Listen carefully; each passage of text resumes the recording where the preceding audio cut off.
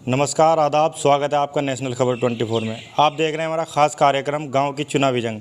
गांव की चुनावी जंग कार्यक्रम के तहत आज हम पहुंचे हैं ब्लॉक साड़ोली कदीम की ग्राम पंचायत कादरपुर में, जहां दुर्गा प्रसाद भारद्वाज इस बार प्रधान पद पर अपनी किस्मत आजमा रहे हैं। इस वक्त हमारे साथ मौजूद हैं दुर्गा प्रसाद भारद्वाज जी।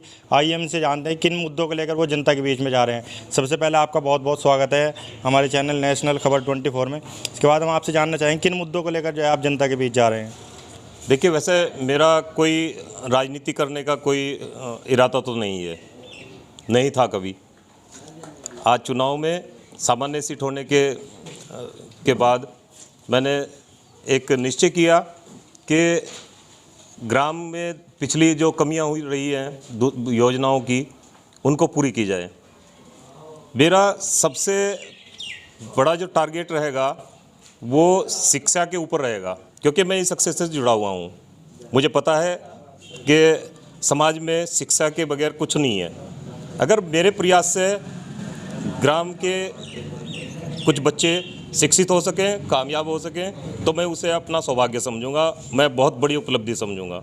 मेरा सबसे बड़ा टारगेट शिक्षा के ऊपर रहेगा। शिक्षा, स्वास्थ्य और सफाई।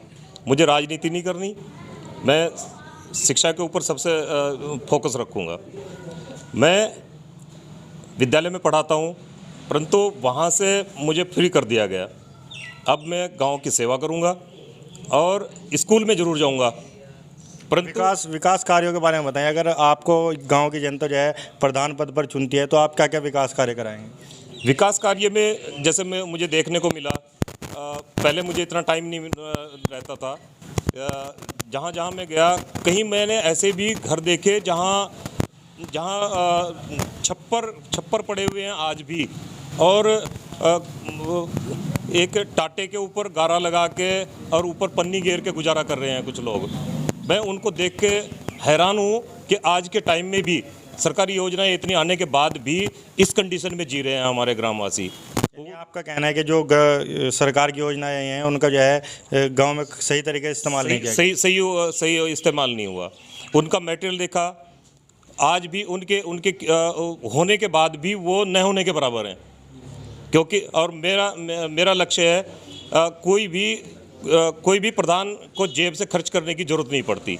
विकास, इससे पहले भी जो है गांव में प्रधान रहे हैं, आप उनके कार्यों से कितना संतुष्ट हैं? हाँ, कुछ कामों से तो संतुष्ट हूँ, परंतु कुछ काम ऐसे हैं जो मुझे दिखाई देते हैं कि मैं ही कर सकता हूँ। ऐसे कौन से काम है जिनको आप करना चाहते हैं कि यदि जनता आपको मौका देती है, कौन से वो काम है जो आप सबसे पहले कराना चाहेंगे? देखो, सबसे पहले तो बच्चों की शिक्षा, महिलाओं के ऊपर फोकस, महिलाओं की शिक्षा।